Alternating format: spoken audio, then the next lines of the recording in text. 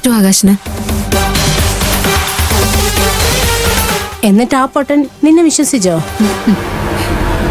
വിശ്വസിച്ചു എന്ന് മാത്രമല്ല, കേട്ട പാതി കേൾക്കാത്ത പാതി ആകാശ് കൺസ്ട്രക്ഷൻസിന്റെ ഓഫീസിലേക്ക് പോവുകയും ചെയ്തു. അരവിന്ദിന്റെ മുന്നിൽ ചെന്ന് നിന്ന് കൊടുക്കുകയും ചെയ്തു.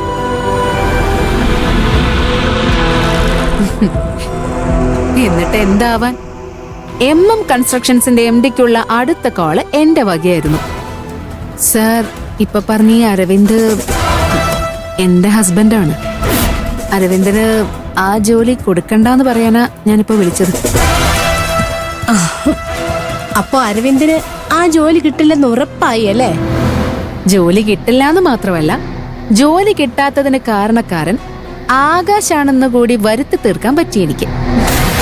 അത് വേണം മോളെ.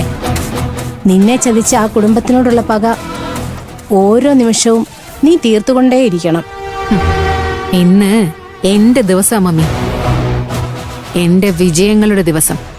മമ്മിക്കറിയോ, വലിയ മാഷെന്നൊക്കെ പറഞ്ഞ് തലയുയർത്തിപ്പിടിച്ച് നടന്നിരുന്ന ആയിരപ്പറയിൽ ബാലചന്ദ്രൻ ഇന്ന് ശ്രേയ രാജേശ്വരിയുടെ മുന്നിൽ വന്ന് നിന്ന് മാപ്പപേക്ഷിച്ച ദിവസമാ. ഓമനിച്ച് വളർത്തിയ പശുക്കളെ ചത്തു വീഴുന്നത് കണ്ടപ്പോ നിയന്ത്രണം വിട്ടുപോയ ഒരു പാവം കർഷകന് ആ ദുർബല നിമിഷത്തിൽ പറ്റിപ്പോയൊരബദ്ധം. ഒരാവേശത്തിനെ എന്റെ ഓഫീസിലേക്ക് വന്നങ്ങ് കയറി. പശുക്കള് ചാവാൻ കാരണക്കാരി ഞാനാണെന്ന് ആ വാദ്യാർക്ക് തോന്നിയെങ്കിൽ അത് സ്വാഭാവികം മാത്രം. പക്ഷേ ഞാൻ അതിനെ ശരിക്കും അങ്ങ് മുതലെടുത്തു.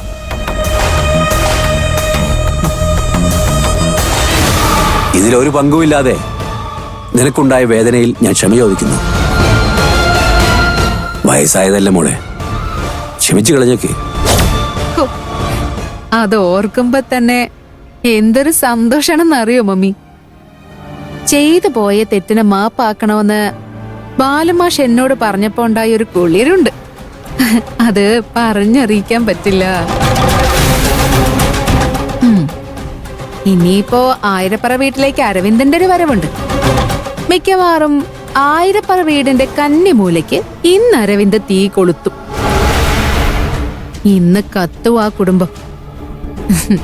ചിലപ്പോ ഇനി ഞാൻ മമ്മിയെ വിളിക്കുന്നതേ അരവിന്ദ് ആകാശിനെ കഴുത്ത് ഞെരിച്ച് കൊന്നൂന്ന് പറയാനായിരിക്കും. അത് വേണം മോളെ. നിന്നോട് അവർ ചെയ്ത ചതി എത്ര പകരം വീട്ടിയാലും തീരാത്തത്ര വലുതാണ്. ആ കുടുംബം തമ്മിൽ തല്ലിത്തകർന്ന് തരിപ്പണമാകണം. അതിനുശേഷം ആ വൃത്തികെട്ടവൻ കെട്ടിയ ഈ താലി വലിച്ചു പൊട്ടിച്ച് അവന്റെ മുഖത്തേക്ക് എറിഞ്ഞിട്ട് ഇറങ്ങി വരണം നീ ആ ആയിരപ്പറ വീട്ടിൽ നിന്ന്.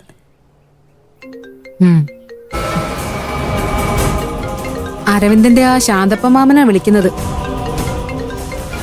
ആയിരപ്പറയിൽ എന്തോ സംഭവിച്ചിട്ടുണ്ട്. നീയൊന്ന് എടുത്തു നോക്കിക്കേ. ഹലോ അച്ഛാ, അച്ഛനെവിടെയാ? മോളിപ്പോ എവിടെയുണ്ട്? ഞാനിവിടെ അടുത്ത് തന്നെ ഉണ്ട്. എന്തോ പറ്റി അച്ഛാ? മോൾ എത്രയും പെട്ടെന്ന് ആയിരപ്പറയിലേക്ക് വാ. ഞാനിവിടെ ഉണ്ട്, വേഗം വാ. എന്താ എന്താ അച്ഛാ പ്രശ്നം? അതൊക്കെ വന്നിട്ട് പറയാം. മോള് വേഗം വന്നേ, സമയം കളയല്ലേ. Hello hello. അയാളുടെ സംസാരം കേട്ടിട്ട് എന്തോ പ്രശ്നമുള്ളതുപോലെ തോന്നുന്നുണ്ടല്ലോ മമ്മി. ജോലി കിട്ടാത്ത വിഷമത്തിലേ ആ അരവിന്ദ് വല്ല കടുങ്കയും ചെയ്ത് കാണുമോ? ആത്മഹത്യാശ്രമം നടത്തുന്നത് അരവിന്ദനൊരു വീക്ക്നെസ് ആണ്. വല്ല വിഷവും അടിച്ച് ചത്ത് കാണുമെന്നാ എന്റെ സംശയം. അങ്ങനെയാണെങ്കിലേ അത് ഇരട്ടി ഉപകാരമായെന്ന് കരുതിയാ മതി. അവന്റെ ശല്യവും തീർന്നു കിട്ടും, ആകാശങ്ങ് അകത്തുമാകും.